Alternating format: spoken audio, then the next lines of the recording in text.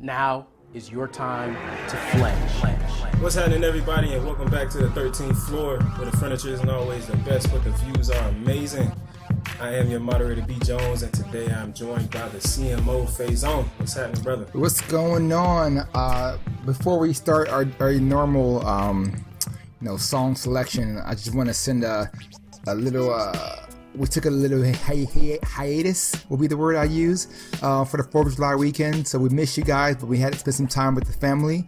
You guys know us by now. You all should appreciate that we care about our family and we care about the well-being of those around us. So we hope you guys had a good time on the holiday. We all did. We enjoyed ourselves. And let's get it cracking. So I'm putting on a new face on the old one. Ready for anything? Playing with fate, not a moment too late. I'm showing the whole world nothing can get me down. Give me a break, cause I sure need one. Let's get it. I don't know. I don't got it. That's before. That's you. That was in when I was growing up. That was on its last leg. So I remember as a kid. Man, help me out with that one, man, because I know Jay's not here for me to pass it on to him, so help me out. Give me a break. That was literally the name of the show. Give me a break. All right, man, we going on, man. Definitely, like you said, 4th of July, man. I want to shout out Carol's Power for going out last week. So that definitely gave us the little vacation that we needed to, spend some time with our families. And we happened to miss the podcast. So before I go to him, we got to always shout out the fresh one, Sheet Fresh. What's happening, baby? Out here on, my fresh pilgrimage of greatness, just doing my thing. As they say, the quote, the great Luther Campbell, don't stop, get it. Let's go. And last but not least, the prolific one, Carol. What's happening, bro? Shine on Yes. me. Shine on me. That's all I got for you. Shine on. I'm good, brother. How you doing? Man. I'm doing well, man. I'm doing well. Yeah, it is from a show, and I felt that one. That was good. That was good. Go ahead, Sherman. That's Sherman. So that's close. I don't remember that Shine on Me. You don't remember that one? No, man. Amen. Amen. The song Amen. The show Amen. Richard Hemsworth. Thelma with Thelma. George Jefferson. It was like the Thelma, prelude to 227.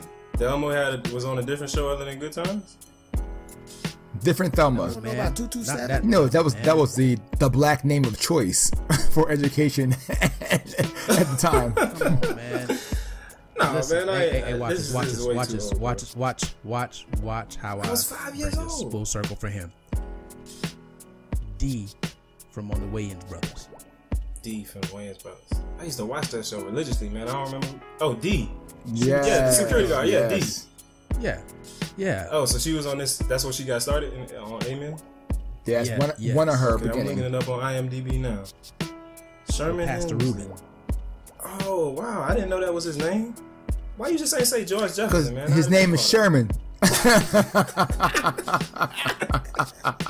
Great story. So along those same lines, I can remember it had to be just a year or two after graduation, teasers where they actually shot So Icy with Jeezy So and Icy. Gucci Mane. Yeah. Yep. The place, the club that they shot that video at, I remember one night coming out of the club and there was Emmanuel Lewis, who we all know as Webster, and I am, extremely lit, just had a great night walking with my friends, and I see Mr. Lewis, but all I know in my head is Webster. So I'm screaming, Webster. Natural Very reaction. similar as to why we did not just say, Probably made that dude the mad. same thing. Probably made that dude real I know. mad. I saw it in his face. I saw it in his face. He had a chick with him and this little security dude that it was, not mad, Right. but just like another, like, yo, man, I'm trying to do my thing, and here I got another, you know, lit dude. That's like the dude Urkel. That's like Urkel from Family Matters, man. He'll forever be Steve Urkel. Urkel. He'll never live that down. He said, but Jalil that's why White. he made at the end of the show. Man, I don't want to be Steve no more. Maybe Stefan Urkel. Right. You know, I want to get that player Hey, status. listen, so Emmanuel Lewis must have frequented the clubs in Miami because I remember going to a club that our boy Jay Fingers used to promote. Shout out to Jay Fingers. And Emmanuel Lewis came up in there while I was there, and That was teasers. was that at was I there? That was Were we at the teasers. same place? And the that was circle is teasers. complete. Yes, that was teasers. Oh, what? Cause that's back when Headliners had it. Yep. That's back when it was like when I they didn't- got it on Jamie Foxx. We saw all types of people out Oh there. yeah. Absolutely. I didn't realize we were both in the same place. Normally when you guys are having fun, I'm not there. That's the story of my life. But seriously, I miss that? everything. That is truth. Man, you out there making your own fun, especially at the little theme parks. Ain't no telling what you get missed into. everything because you exactly moved away. because you be grooving on your own, solo grooving. Yeah. If they had nighttime theme parks, you'd be there. You know it. Exactly. As a matter of fact, that's probably what we need to do. We need to get a club that's just at a nighttime theme park. Yo, that's why I'm trying to go. Dubai was not on my list of places to go, but because of that new 20. No, I didn't want to go there at all. Garbage. But Why not? Dubai is like I heard it's like everything. let me tell you, it's Why? It's a probably beautiful beautiful. city. I Why? give you that. The architecture is awesome. Blah blah blah. It's not worth. It wasn't worth the money to go out there to see what someone else built because I can't have it back in the States. Why go there and come home and be sad? Now I got a reason to go because because it's no. That's It's no different than going to Niagara Correct. Falls. I don't go to Niagara Falls and get sad that I don't have a big, piece But of that's water here. in my backyard. I don't That's have falls true. in my backyard. It's understanding and being able to. It's just like we all need to get to Italy before Somewhere else I don't it's wanna go. underwater. You know, it's one of those things where like that's not on my list about, of places to visit in life, and Dubai wasn't. But then with this new, like I said, this new theme park that's come there has put it on top. But now So now it's it's a theme on park, top you're of my on- list now.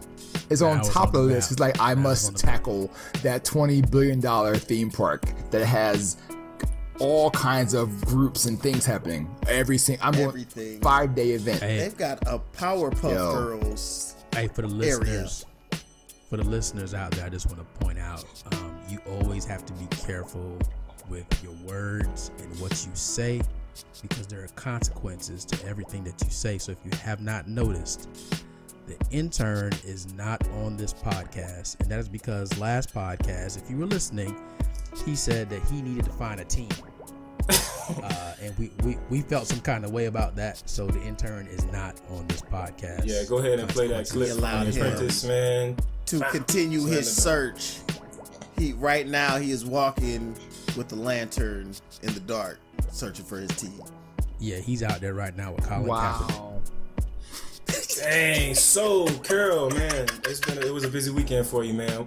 For all of our avid listeners, of course, y'all know Asher has made several appearances on the 13th floor, and he had his first birthday this past weekend, man. So shout out to Asher, happy birthday, bro. How was it, man? How was the festivities? Oh man, his mom.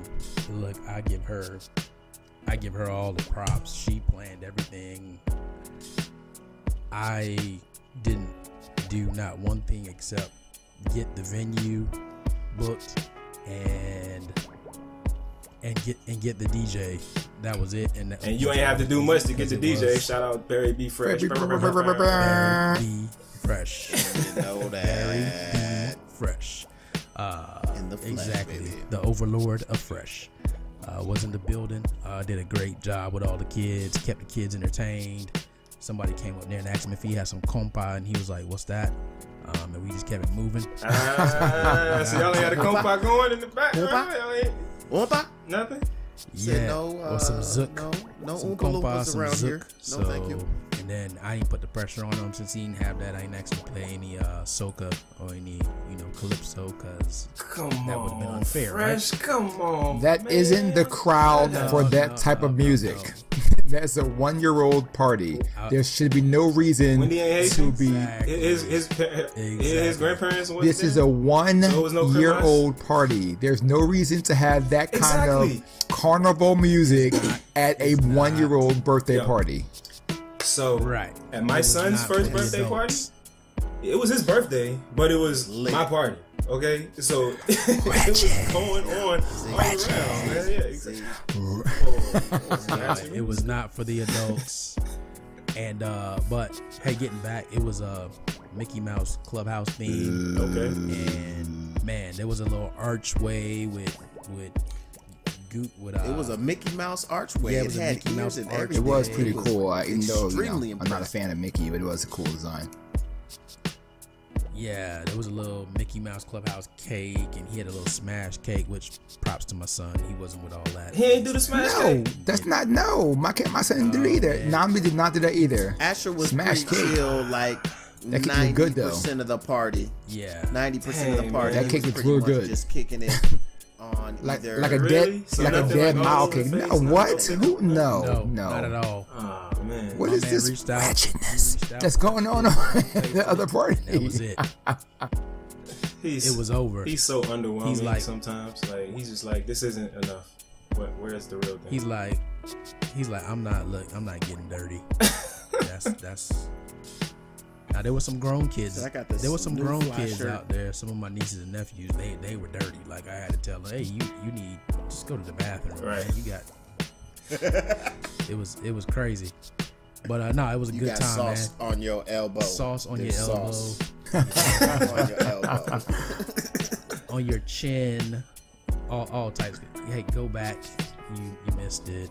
Yeah. Wipe the sauce that's on your On elbow. your so elbow. so hold on real quick. So I got two questions, man. First one, is Asher walking yet?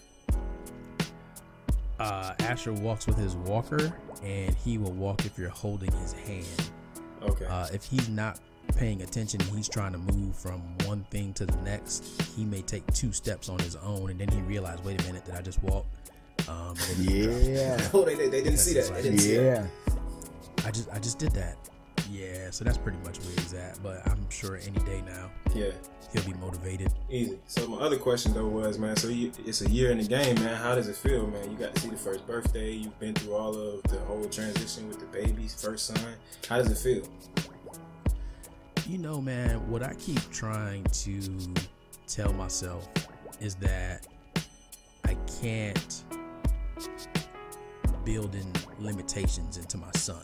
Oh yeah. Like, I want him to feel like, you know, I want him to formulate his own little way and be his own person. I feel like as adults, we try to keep them in a box, and we try to control them. And like some of us, like we're older and our parents still trying to keep us in a certain box. So that's my biggest thing, man. And it's just fascinating to watch him develop and how things change from day to day, and to watch him trying to find his own lane pretty much. So, you know, it's pretty cool to watch it. And hey, look, man, I had no idea, man. Like I've said on many other podcasts that I didn't want to have kids, and now that I have a son, like I wouldn't trade him in for the world. I wouldn't give him back at all. And it's just watching the dynamic and how we develop. Like, I would have never thought that I would have a child that he only wants to come to me, or he only wants to go to his mom. Like everybody else is like, nope, oh, wait, nope, where's my dad? So that type of thing is just unique to me and interesting at the same time. That's cool, man. That's cool. I want to rewind a little bit since you talked about, creating your. Oh, hold on before we go there. We did cut the frohawk. So we cut off. Come on, man. Yeah, just the mohawk. We did cut that, so he doesn't have that signature look anymore. Man, you could have turned that into the mullet. He could have been Joe Dirtin out this thing, man. Nami still rocking his mo. That was his own. He's rocking his mohawk. That was his Nami own got lane. his. That was his own lane. We cut that. We're waiting until, you know, his hairline grows a little bit more before we actually do something with it, though. But it was just like Coming to America. My man sat down there for like 30 seconds, and my man was like, "Shh, all right." That'd be $8. Cool, man. So yeah, like I was saying, man, we want to rewind a little bit since you talked about creating your own lane. Past weekend before Ash's birthday, you were up in Detroit, man. First of all, did you realize how cold it was in the D? Listen, and it's funny because Faison and I missed each other by hours, literally, in the airport. Like, he took off, and then I landed like an hour and a half later in Detroit. And it looked like the suburbs to me. I told you, Detroit is not as bad. I've been to Detroit, man. It's not, no, dog. Like, I don't know what part of Detroit y'all were at, man. It looks like, I don't know, man. It looks like an industrial city. It was an industrial city at one point in time, and everything was bad. Now, it ain't as bad as Baltimore, where you got the border. You know what? Baltimore looks worse than Detroit. And I've been to the bad part of Detroit, and Baltimore tops it by far. Yeah. And I mean, they just say Baltimore is probably the worst that I've seen. Like, I rank Baltimore above Liberty City. Oh yeah, it's absolutely Liberty City. Like, yeah, man, has a lot of boarded up places. Yeah, but Baltimore, like when you saw The Wire, I was about to say the same thing. Where they had the what was that? What was that little section that they had? The what do you call it, Amsterdam? Yeah, Amsterdam. Can I say something? Exactly. I've never seen The Wire. Looks like that. Yep. Oh my god. Yep. Get your life. What? Was that during the same time as? Man, that show's so good. I'm actually. I would love to watch it again. I would like love to, but is that during the same time as Sex and the City? I asked you a question, but the same time as Sex and the City. Please don't damn it. It was on the same network, so they would. No guy would know. I wouldn't know the answer to that question. Know when Sex and the City was. No, it's okay. Sex and the City. Carrie was and Melissa and Samantha. I mean, Sex and the City. I'm just saying. I never saw it. I didn't grow up. I didn't live that lifestyle, so it wasn't appealing to me. So it was fine. So what you saying, bro? I'm not saying either one of you did either, but I'm just saying I didn't watch The Wire. I just want to put it out there. I watched and owned the DVDs. Stop. Keep that in. I'm a realist. Keep that in here. I have no shame. No shame. No. Hold on, Brett. Hold on. Faison, question. So you said you didn't live the lifestyle of The Wire. So you lived the lifestyle of Sex and the City? I was kind of spoiled, so I would say, yeah, I was able to go out shopping and go out and enjoy life. I wasn't a 40-year-old woman, but I enjoyed my life. Yeah. I would say that I had a great time. Hashtag. What? Hashtag. But anyway. Listen, I enjoyed, seasons 1 through 6.5 or whatever it was. I enjoyed that. I think I watched it in college. I'm not sure when it was on, but it was a great series. The movie was trash, but the series is awesome. So, Team Samantha, there it is. So did you go to the movie? I did by myself. The movie? Sure did. That's interesting. And by yourself. Wow. That's interesting. It is what it is. That's a whole nother. Listen, but I also seen the logo. I also seen the Lego Store by myself. I've seen. It doesn't matter. Like it's something that I. Bro, first of all, Lego Store. I want to see. I saw Up by myself. Come on, man. Like you breaking so many man laws right now. It's not. I didn't see that movie. The Notebook I didn't see yourself. It. Didn't want to. Had no desire. She was all in for Sex and the City. Congratulations. It was good. All right, listen, man. You need to go watch. Yeah, I do. I need to watch The Wire. I need to watch. What's this thing on now? Power. I gotta watch that. In the meantime, never seen it. But in the meantime, I'm watching Queen Sugar. Pretty good show. Yeah. I know. You're extremely random. I know, but anything with gore, I'm in it. Any horror movie, I'm there. First day. Just the title of that show alone is kind of why I'm hesitant to watch it. I've heard it's a great show. Things, but Queen Sugar. Great show. Like, I don't know what it's about yet, and we don't really got to get into it. I'll give you a 5-second clip. Queen Sugar is about a sugar mill, and she's a queen. She's running it. That's it. Queen Sugar. Game over. On to the next topic. I'll pass it on. Pretty much. So it's no drag queen stuff. There's no nothing. It's really about the struggles of owning a sugar mill in the South. I got you. I'm gonna have to check that out. I add it to the watch list. So, Curl, back to Detroit, man. You was telling us about your experience up there and with the Game Changers and creating your own lane. I did want to find Axel Foley, but that didn't. Hey, Faison, look, we need to send a letter to Eddie Murphy because I think we referenced Eddie Murphy. I think we have somehow. Yeah, he's the man. It's only he has shaped the culture. He shaped our The man, he needs to be a sponsor. Like he needs to be. We'll have to see. I don't know what Eddie's doing these days. You know, I haven't heard. Eddie hasn't been in the news in a while. That's probably he's probably producing background writing stuff. People, he's making money somehow. I'm sure he is. I'm sure he is. He's got money to burn. He just made he made a reggae album. What was that, last year or year before? Did he really? Wow. Yeah. I still remember where yeah. Told a hilarious story about going to an Eddie Murphy party on, I think Noisy has started doing these like bootleg versions of like the Charlie Murphy stories with other celebrities. Really? Or just telling, you know, crazy stories from their past.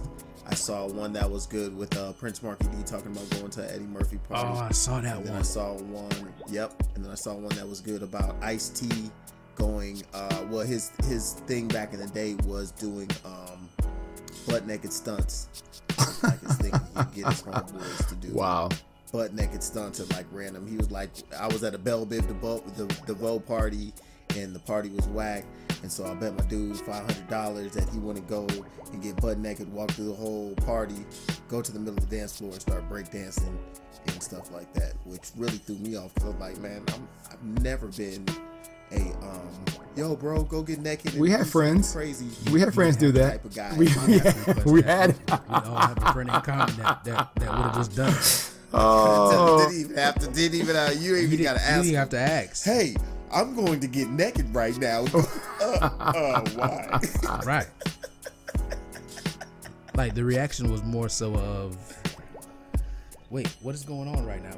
Hey, what are you doing? Why is this happening? Why is this happening right now? The funny thing is, right now, Brett has no clue. No, Brett knows exactly. I know exactly who you're talking about and at what instance it happened. I've heard that story several times, and it wasn't just at that venue that it used to happen at. But we'll leave Skeletor alone, man. We're gonna kick it back to Carol, so you know what I'm saying. He can... Wow, I'm mad you said a name. You dropped a name. That's funny. Hey man, it's all in fun, man. What Hov said, we'll get into 444, but what he said something about nobody being able to tell you something you don't already know, something like that. Something like that. Hey, so real talk. I'll help you, man. Transition back to me being in Lansing, Michigan. So as we told the people, I was going up there for the ETA. As everybody knows, I'm in the Game Changers, P70 Game Changers speaker training, and there's 30 of us, and we went up there and we had a phenomenal time. It was 2 days that we were there. We're there quarterly pretty much, and it was the first time that everybody got to tell their story. So it was like everybody had 10 minutes, and it was spread over the course of 2 days. But let me tell you, there were no two people out of the 30 that had the same story, and some of these folks' stories were just amazing. Like, you have no idea what people have gone through just by looking at them, and for them to get up there and share, and you had to do it as if you were doing it for your target audience, and for everybody to go up there and act like we were their target audience and deliver at a very high level. One, it was super humbling, but two, it was super empowering to know that you were around this group of mainly minorities, because let's just be honest, in the speaker business, you don't see a whole lot of minorities. Like, who you really see are the majority, and they're the ones that have traditionally made money on it over the years. So E.T. he's probably the biggest, I would say, black male that has been in it ever. You have Les Brown, but I think at this point, forgive me Les if you're listening, but I think at this point, ET is probably more recognized right now. Like, there's an older generation that knows about Les. Right.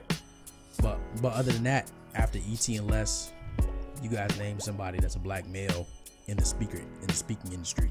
There's not nobody that's going on the same level.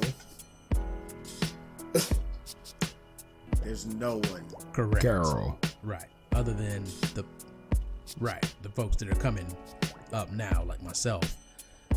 But to be in a room with females, Hispanics, some of everybody, it was amazing to see that, hey, we're the next up. We're the next ones that are going to take this over. And we all have our own very specific lane that we're going to dominate. And shout out to ETA and all the coaches, Chris, Kendall, Cantus. Those guys do a great job of making us narrow down a lane that we're going to dominate. And it was very relevant. It was very evident that that's what we've done, because nobody went up there and was the same. You got people that are going to speak for corporate. You got people that speak to schools. You have people that speak to a specific maybe niche group of folks like myself, speaking to divorced males. And it was, I don't even know what to say, man. It was life changing just being there for that 2 days. And that wasn't just because of ET and his crew, but it was also because of my peers that are there for training as well.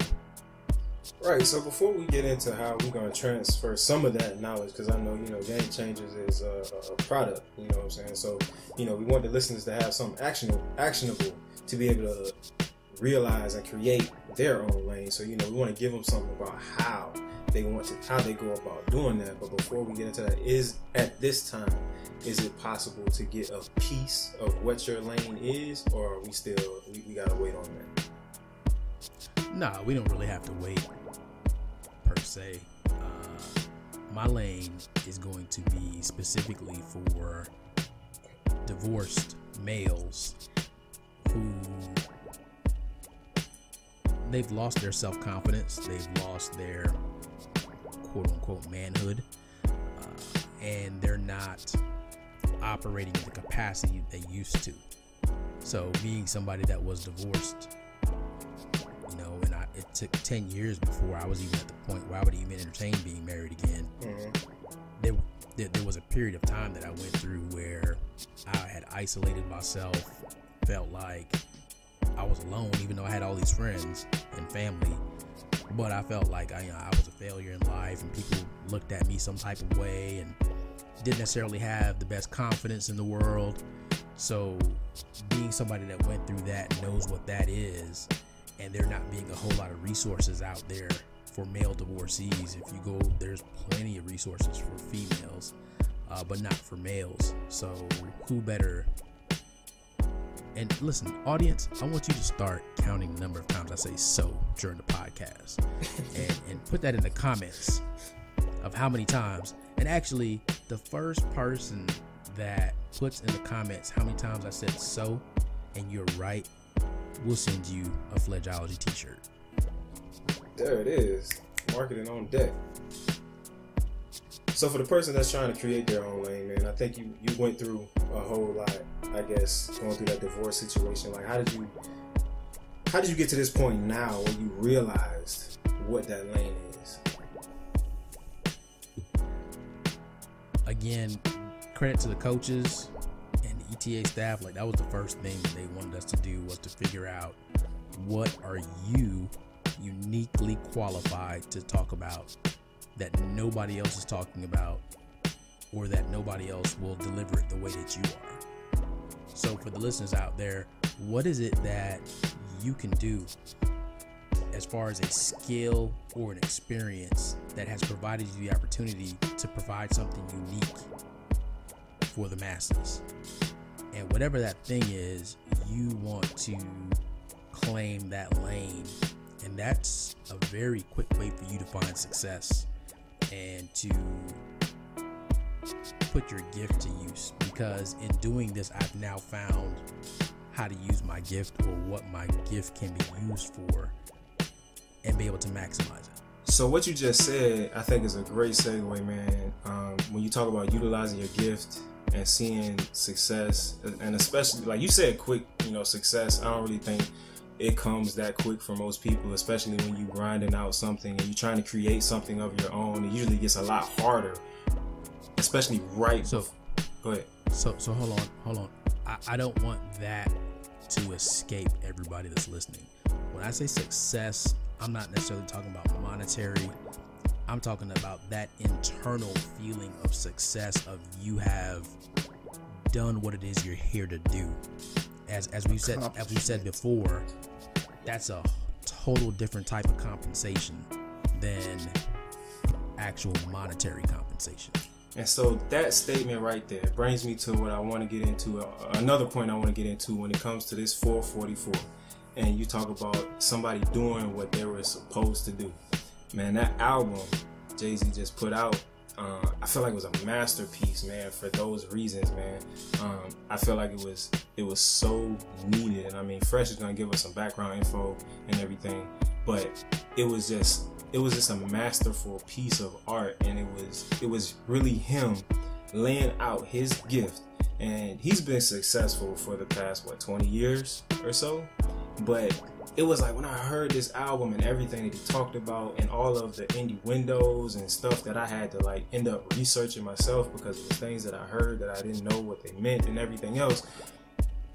It was like he just put so much out there, and it was an amazing piece of artwork, and it did exactly what it was supposed to do for men. So this is an entertainer who basically poured his life out on the track in so many different ways for us to consume and then be better about it. So I really want to get you guys' take on the album, man, because I mean, like when I first heard it, I automatically put it up there next to the Black Album and Reasonable Doubt.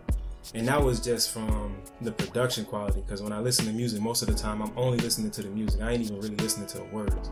But then when I go back after that second and that third and that fourth listen, and I start listening to the words and all of the messages that he's giving and all of the quote unquote secrets to success that he's laying out, I'm just like, it's so great to actually hear this coming from somebody who's been doing it for so long at this time. So man, I want to get you guys' take. Man, I'll go to Fresh first. Just don't go to Fresh first. Fresh got knowledge. He's going to drop it. Make it. Rest of us. This is his lane. He should not go first. That's like asking Kay to speak and then go, all right, and next I'll have Art go behind him. No, I'm not going to follow that. So before you go to Fresh,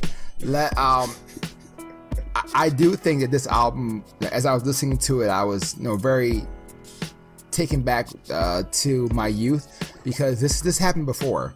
This kind of album happened, and usually it doesn't get the notoriety because it's telling things that we should know as a community, one, as people, two, as people of color, as people of life. I mean, it's really breaking down everything, and it's things that just not shared.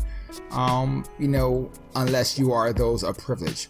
And I think that thinking back to the days of like KRS-One and all those guys who actually told you stories and told you things that make you better, Public Enemy, all that stuff was done, but the problem is that it was done and they didn't have anything to dance to it. And he was his album. His album, not a dance album. His album is you listen to it, you put in the car, your headphones, you ride to it. But it's needed now. I think that he has the power and the pill that those guys didn't have. Public Enemy is the greatest. They're in the Hall of Fame. That's not what I'm saying. But the general masses of listening to what Jay-Z or Sean Carter or however he's going to go with after his album's been done, it's just different than what it was back in the day. Now, at least for me. Now, I'm sure my parents or my cousins, because my parents listen to hip hop, my cousins who heard those kind of things probably enjoyed it. But for me, this is my 80s music that's coming back in the future now to lead me to the next step of life and doing the right things. So the reason I think that is the way that it is because Jay-Z's been doing this for so long, and he's been giving you nuggets. You know what I'm saying? Like he's talked about it in interviews and his book about how he's, for lack of a better word, dumbed down, his lyrics but to get people to like listen to him. So, you know, he's always put little messages here and there in his work. And as he got older and more mature with the Kingdom Comes and the Magna Cartas of the world or what have you. Like you said, he would have been right. He would have been Exactly. right by comics. Yeah. People don't want to buy common sense. Now they'll buy it because everything out there right now is trash. I wouldn't say it's raw. Yeah, it's trash compared to what like lyrical. It's just not this. It's just not this. And I mean, it's something on here for almost everybody. I mean, I know it'll be hard for like the 16 to 22 or 25-year-old because they may not have lived through some of these experiences. But I feel like if you're a Jay-Z fan and you go all the way back to Reasonable Doubts and the Dynasties or whatever you were listening to before, there's enough on here, and there's something on here for everybody. And the way that he crafted the messages, you can't change anything on this album to make it resonate with a different population because it loses its value. Like, everything is so connected and well put together, like it has to state exactly how it is.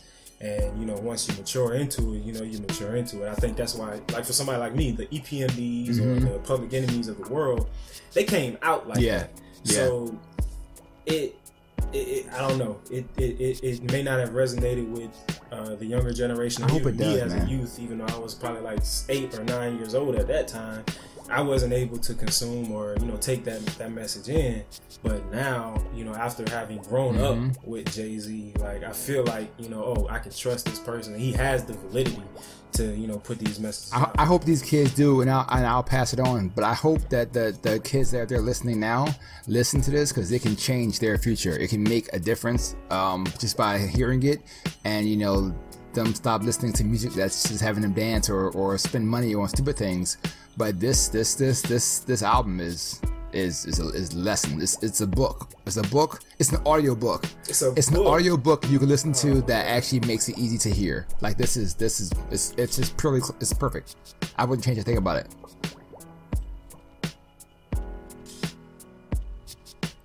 I just think what we're looking at with Jay-Z and 444 is not really just about the things he went through recently. Nope. As you said, 20 years in your profession, in your craft, that's a lot of time. So it was just you got to see the maturity of somebody that's been in their craft for such a long time. And funny, you know, we talked about E.T.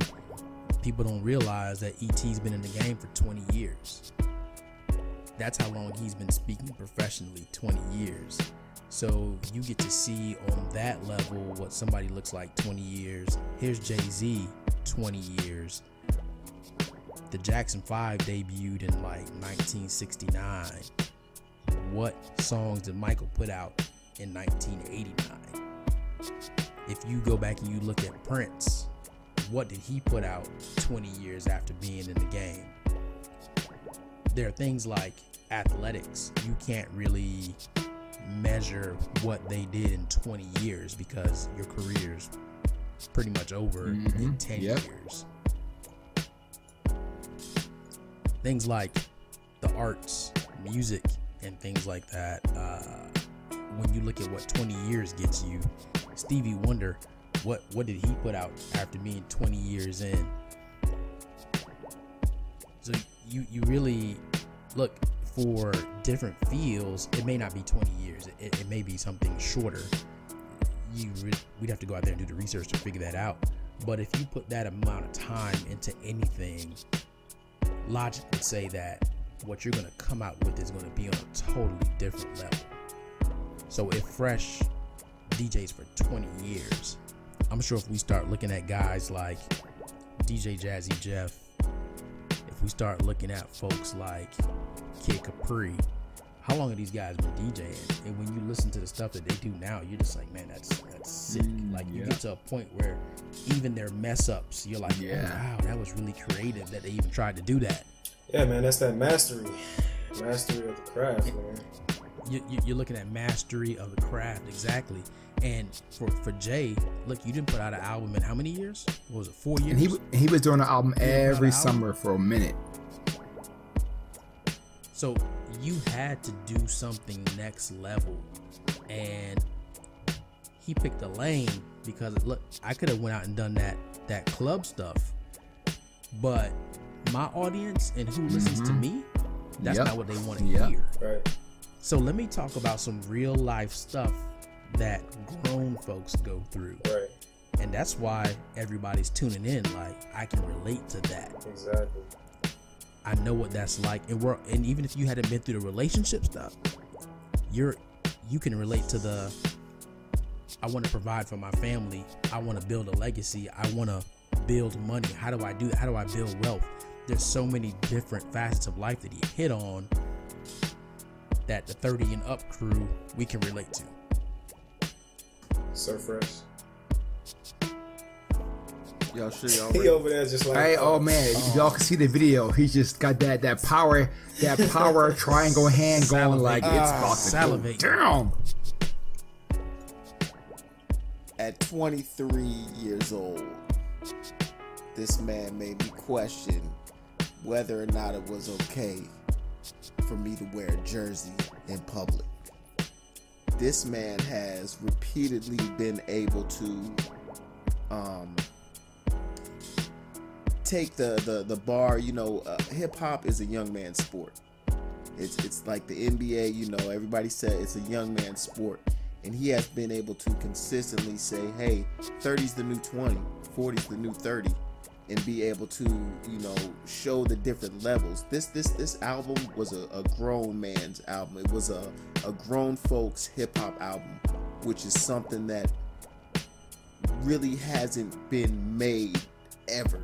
Like, as far as like he is speaking on topics that resonate with people across cultures and are very you know, he's showing a lot of vulnerability. He's showing a lot of, you know, self-reflection. He's showing a lot of things that a lot of things that people held Jay-Z as, you know, the things that you kind of thought were like, oh yeah, it's cool to be you know, a woman abuser a womanizer at the end of the day, and him being able to, you know, admit his faults and not only say that it's wrong, but then kind of give you a better understanding of why it's wrong, and, you know, looking at aspects of, hey, you're going to brag about a menage with who, and this could have ended in you not having blue. Like, those little gems of understanding and realizing, putting things in such a better perspective, a bigger perspective, are you know, the values of Jay-Z. But the album being created the way that it was, that he literally pretty much woke up at 4:44 one morning and had that song like pretty much just threw up out of his body, and that was the nucleus of this album, because he woke up at that moment and had, you know, that 4:44 song just came out, and from there it just sparked everything. And it's the last album that he did. In this album, both immediately as soon as they dropped, they were platinum albums. They had to give them the week of courtesy to be able to be officially labeled that way. But it's the understanding of he's a businessman. He's not a businessman. You know, he literally is not only changing the way hip hop music is being received and accepted, but more importantly, he's changing the way and making it a more diverse platform and opportunity for, you know, not just hip hop, but music in general to be accessed, utilized, and distributed to the public and to the masses. And so it's always refreshing to see somebody who comes from such humble beginnings be able to take it to such a high level, but to be someone who still stays genuine. Jay, you still see Jay in a black t-shirt and some cool jeans and some Jordans in a New York hat, and he's not, you know, flipped to, just because he's pretty much a billionaire, he has not flipped to, you know, all I do is wear suits and I don't, you know, understand or relate to being able to enjoy, you know, hip hop culture, and that I don't understand and can't be able to relate to the Migos and to Future, and to, you know, understand and see their value in what they provide to hip hop, and be able to not be that hard-headed adult who tries to, oh man, you young kids don't know nothing about nothing, and doesn't understand that, hey, there were adults saying the same thing about Reasonable Doubt when it came out. Yeah, on all of that. And so it's just refreshing. It's awesome, not just from the musical standpoint of saying, hey, I am a, you know, nearly 40-year-old male who, you know, grew up, was raised, and loves hip-hop, to be able to have an album that in this moment in time encapsulate and expresses a lot of the things that I feel, and helps you, you know, you can still head nod, but you still feel like, you know, we've all said you're getting gems. It really has changed the landscape and understanding of what is available and what you can do with hip-hop, and that, you know, it's not about partying, guns, you know, womanizing and everything else. Like, how much knowledge and what he dropped in that album, and in the different ways. A song like The Story of OJ is just right. Wow. Yeah. It's crazy. Like, to it was such a, first listening to it and then getting the opportunity to see the video. Oh, I didn't see the video. I didn't see it yet. Genius it was, in that it took you back to that old feel. You have to go and watch it's using that blackface exploitation, you know, back in the day cartoon style, and it is just, it's so eye-opening, and so it's just so shocking, but then refreshing at the same time. Because it's a cultural message that was put out. Basically, expressing equality between just us, ourselves. Like, don't even talk about us versus other races. What about just our race? Right. It doesn't matter how much money you have. Like, some of you are out there thinking that because you have all this money that you're better than the person that doesn't have money, whatever all it the is, insignificant things. And at the end of the day, you still you. Like, you still us. Still letting it be known that and I mean, just the way that he starts that song, I'm not black, I'm OJ. Okay. It's the first time, from the first time of hearing it, it was just like, wow. And then you start to listen to the song, the hook, and you're just like, wow, as cool in hip hop, and like, wow, this song got a crazy beat. You know what I mean? You're also just like shocked at how poignant the lyrics are, and that, like, when you're really listening, you're just like, wow, you're still nigga. Wow, this is crazy. And if you think about it, why did he pick that song to have the only one to have a video at the moment? Well, no, the 444 has it. He does have one. 444 has a video too. It just came out now, though. Does it have a video? When he first dropped the the album, but that was the first one though. First. Yeah, it was. Yeah. So why was that the first? But if you think about it, it's sending a message of, here is what this album is about. Like, this album is not on let's party. This album is on. But even 444 is a very at the end of the day, it's really a African American introspective look at, like, look what we're doing. Like, let's be serious here and really look at what we're doing. We need to think about doing better. We need to figure out ways to do better. I think one of the most shocking things to me is hearing, you know, Future, 50 Cent, you know, other artists who are trying to act like, oh, why is he trying to drop this intelligent rap, or why is he, you know, I'm gonna keep holding money stacks up to my ear and all of this other stuff. That it always essentially breaks my heart that it does, dog. How to finally have somebody who is as poignant a figure as Jay-Z is, but then also be able to do what he does in the, like, Jay-Z didn't have to drop this album. He literally had something to say in this album, and it's actually valuable in something that communities, us as hip-hop lovers, and everyone has talked about. For how do you make albums that aren't just talking about drugs, killing people, and womanizing, but that's the problem, that are still catchy and good? That's the problem. He put exactly on other folks to speak about substance. Can you? That's what happens. I mean, every single time there's a leader, there's people who are going to say, well, why he's doing that, or why is it happening, or why isn't he following the mold? It's just a part of the process, from presidents on down to activists, on down to just general people in the workforce. There's people who are going to challenge the system and tell you what you need to hear, and then people are like, nah, I want to stay doing this because this is what I'm used to. Well, 50 just does it. 50 I gotta say, man, just to jump in on that one. 50, because like, first of all, 50 Cent, like, everybody know he's an attention whore.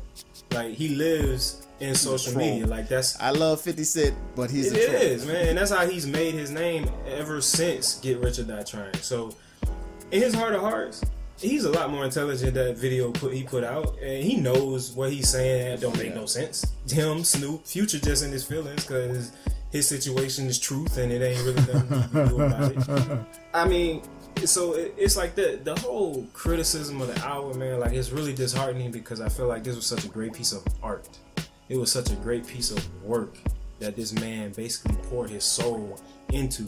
And when you think about everything that goes into it, how you said this man woke up at 4:44 in the morning and just let his soul talk. Like, he just let it out. Everything he put on, like, his gift comes so naturally, and it comes from a presence that is much higher than him, and that's why he's so great and so successful at it, man. I think when we as people get to that place where we can realize that gift from wherever it comes from is just, it's bigger than you. And so when it comes out of you in a manner, it's gonna come out of you in a way that's so much bigger than you. So I feel like that's why the album was. It's 444, the song where he dropped that he wish he would by Belvedere when Puff had to rock. That's Family Feud. Oh, okay, cool. Still another gem that important. 444 is more the introspective one, talking about like relationship with Bay and how he wasn't ready. And even ready before him. And even on that one, man, it's like, yeah, he said Bay. B.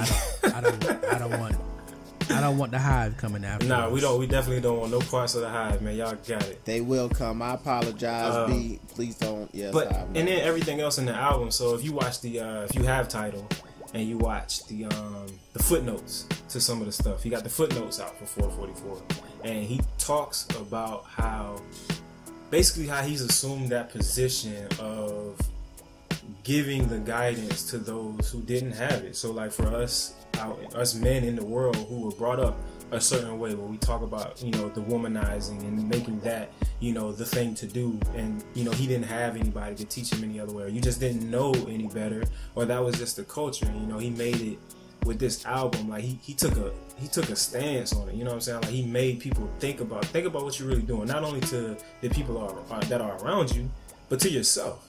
Because when you do these types of things, it not only hurts those around you and those, that you're closest to, you're really doing damage to yourself. And I felt like when he did this album, like, it was like, you remember that MC Hammer video where James Brown was like sitting on the throne? I don't know if it's Too Legit to Quit or... Yeah, Too Legit to Quit. Yep. James Brown sitting on the throne. MC Hammer's there like, hey, yeah, you know what I'm saying? I'm trying to get down. Jay-Z just basically stood up off of the throne to son, you know what I'm saying? To almost son everybody, but not in that type of manner. Like he was really just speaking truth, and if the chips fall where they fall, they do. You know what I'm saying? It's not about taking shots at Kanye or shots at Future or whoever else, or shots at the younger generation. It's all truth at the end of the day. Now, if you're gonna be sensitive about it, that's one thing. But there's not anything. There's no real criticism of this album, I don't feel like, and so everything else is just noise or hate, man. Like there's nothing bad you can say about this thing. But it's the new marketing tactic of where I have to create some type of controversy for people to listen to my stuff, right? Because now they want to see if I'm gonna come at Jay, which okay, come at Jay. I really don't. Jay's not. I don't. Not anymore. Yeah. Nope. With any of these guys, and that's something that we need to take away as our listeners. Stop being concerned about what other people have to say about what you're doing. Exactly. Yeah. I think, Kay, and you're about to drop some crazy gems, so you guys should all listen up to what you're about to say, and you know, whatever you're doing in the background, just stop and hear that. But I think Jay dropped this way back in day when he said, I'm old enough. I'm too old to say. I think he said I'm old enough not to need tint on my windows, but old enough to know. Like, I don't remember what it was, but that was the first gem way back then, that he's growing up, he's becoming a man, and that he's not into some kid stuff anymore. I gotta find a quote. We'll put it in the bottom of the actual lyrics for you guys. The bottom of the footnotes. Yeah, go ahead and we'll find that and put that out. But a lot of us we want instant gratification for the things that we do. And Brett said it earlier, your gift is not really about you, it's about the people that it will impact. Don't worry about what's going to happen when you execute. You execute selflessly and without looking for gratification, and I guarantee you the gratification will come. Absolutely. It may not come at the moment that you think it's going to happen, but it will ultimately happen eventually. And when you get to the point where you just stop looking for it, that's when it comes. But when you want that instant, as they say, the quote unquote millennials want instant gratification these days, I think that was always there.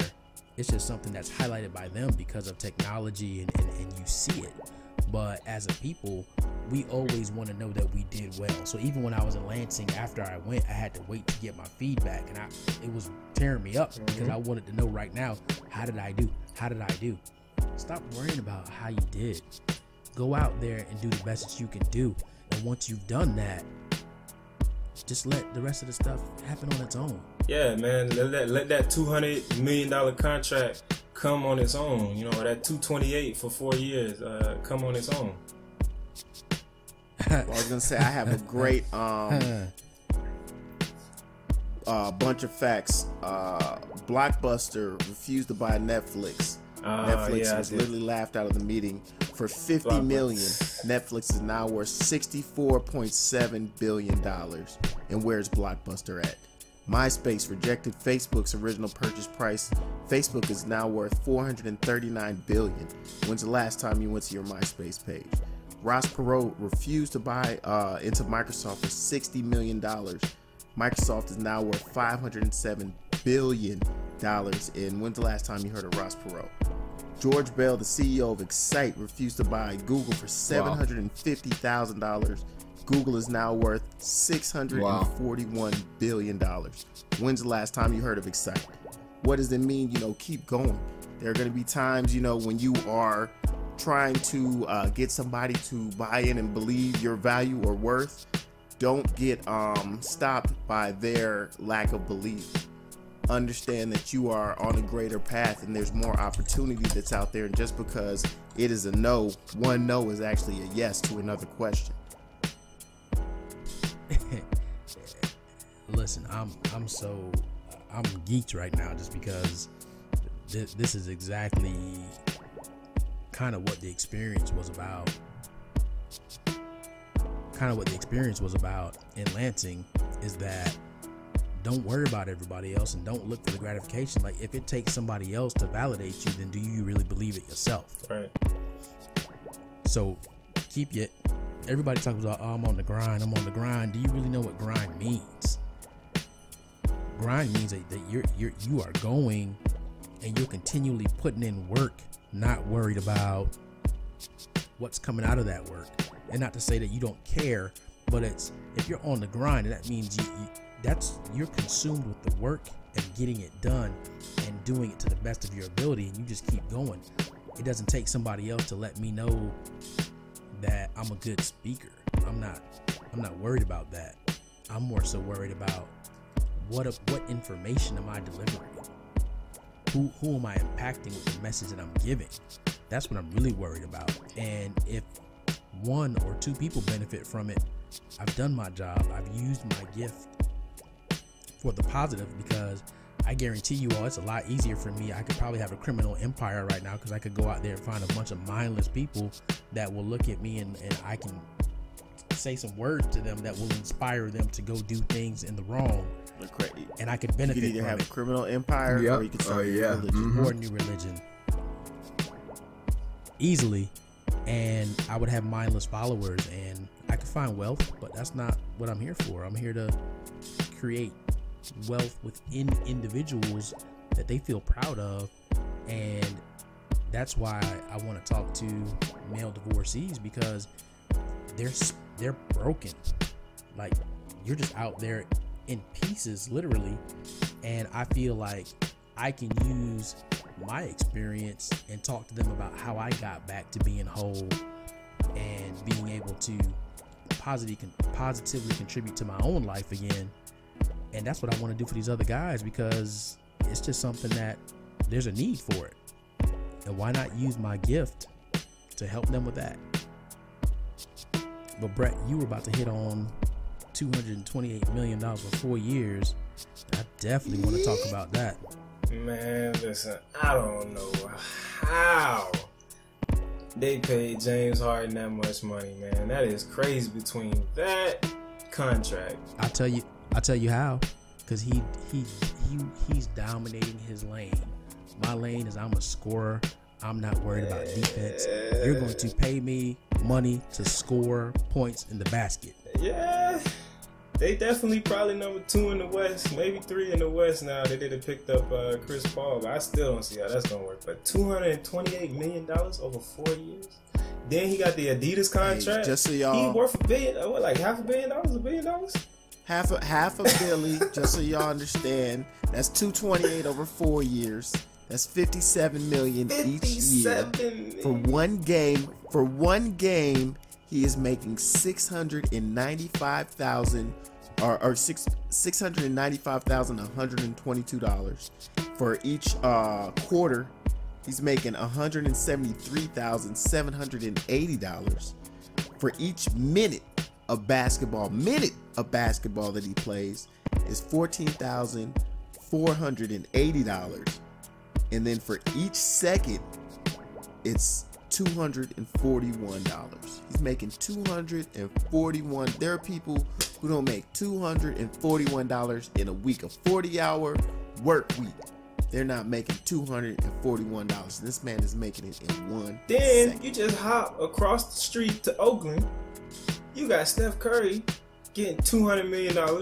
He making $40 million a year With the pots. It's like the it's pots. crazy. But these are two dudes, like Carol talked about, man. Never look for anybody's validation, man. Steph Curry came in the league with them broke ankles and always hurt or whatever. And out of nowhere, he just started raining. Had the best 4 years of his career. James Harden. After that, Watch this jumper. Watch this basketball. From half court, even from 15 feet behind the 3-point line. Then you got James Harden. Had the meltdown in OKC in the finals against the Heat. He goes to Houston and proves why he should have been off the bench and starting. Yep. He was third tier. He was like sixth man of the year that year. Yeah, and I mean has come in and just as we said, has shown that his strong belief and dedication in himself, his lack of looking or caring about the naysayers, and putting his head down and saying, hey, this is what I want to do. I'm going to be great here regardless of what anybody might say or feel. And the proof is in the pudding. A $500 million person is nobody to slouch or joke about. Just like Jay-Z said, he's not ugly. He's cute. Exactly. Ain't no such thing as an ugly billionaire. It doesn't happen. Yeah, it doesn't happen. That's crazy. Exactly. Hey, man, before we hop on to you, Carol, for you to close us out, man, because we got to wrap this thing up. Listen, I don't even know if I got anything left to close out with. Oh, you always got some gas entertainment. I ain't going to throw you under the bus like that. We're going to give Corner Day Phase on. You know what I'm saying? A little time, so you got some time to figure it out. So, yeah, that's you. Grind your gears today, Face. What grinds my gears, or what's in my arts corner, is I've been slowly but surely, really getting addicted because of my son Namdi to Nickelodeon, and I'm seeing all these shows that are coming out with, all these brand new shows launching, and I'm seeing one missing factor in every single show that's been launched over the last year, I guess, year and a month.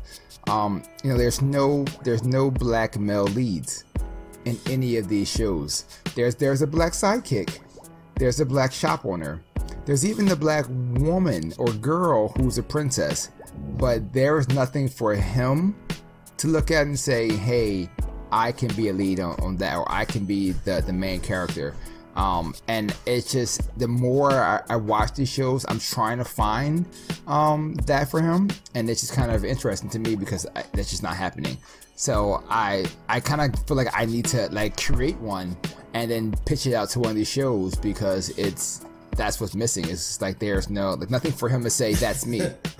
Let's go ahead and roll out this Jay-Z cartoon. Hey, yo, that joint would actually stick, man. I definitely believe you. But yeah, you're right, Art, man. There's not many out there. I mean, you had Doc McStuffins come out on the Disney Channel.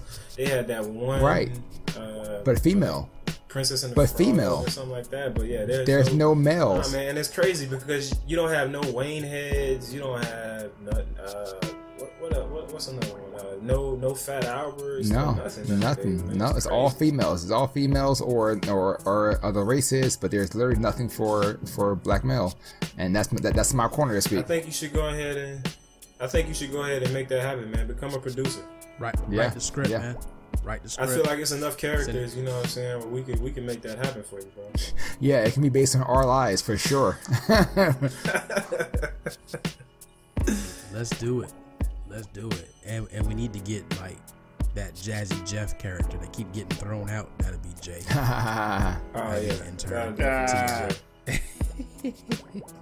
Carol, what you got for the That's people? Hilarious. I'm not gonna make it complicated this week.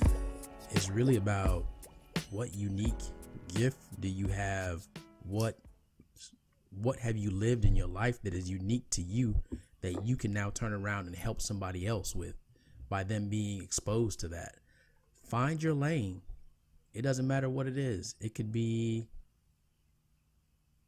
who knows? Steve Harvey said some of y'all fried chicken better than anybody else. I'm about to say, man, somebody cooking chicken on a grill better than, I know I used to do it for a long time, man. Cooking chicken on a grill better than somebody. Somebody's out there cutting heads better than anybody. Cutting grass, I think, was mentioned on Steve Harvey. Cutting grass was mentioned on his as well. There is something that I guarantee you can change not only your life, but probably the life of others as well. I wish that somebody would come to St. Augustine, Florida, and open up a Caribbean food restaurant. Man, those are so hard to come like by. that, so that's not my lane. But if somebody did come to St. Augustine, Florida, and did that, or if somebody would open up a Jamba Juice franchise in Augustine, I would love it. So I'm telling you, there's a business idea that somebody has. There is something that you can do unlike any other. Some of you out there, you're speakers, and I don't mind you getting into the field because, as I said, there's not many people that reflect the voices of this podcast that are out there doing it. If you haven't caught Freshervation moments, look for Barry B. Fresh every day. He's out there doing his exercise, and while he's exercising, somehow he finds the oxygen to expend to motivate others. Listen, I dig deep from the diaphragm. Wow. I challenge you guys. I challenge the audience. Start writing down things that you're good at. And then once you start writing down things that you're good at, divide out that thing that you're great at. Exactly. And use that. Put in your time. 20 years from now, we could be talking about you and what it is that you're doing. Michael Jackson, the song that he came out with 20 years after the Jackson 5 originally came out was Leave Me Alone. And that was because he had gotten to such a point where he was in everybody's household. Everybody had something to say about him. So he had to make a song about it. What are people going to say about you 20 years from now? Because I know what they're going to say about me. Message. There it is, ladies and gentlemen. Before we get out of here, I want to remind all of our listeners, make sure you hit us up on the Google Play or the iTunes, man. Give us those 5-star ratings. Leave us some comments. If you want to get connected with us, you can always find us on Facebook at Fledgeology, Instagram, Twitter at Fledgeology, or you can shoot us an email, info@fledgeology.com. But that is it here for us on the 13th floor, where the furniture isn't always the best, but the views are amazing. Now it's your time to fledge. Oh, and I got that quote. That quote came through was that it was the quote that came through that I forgot about it was that he's young.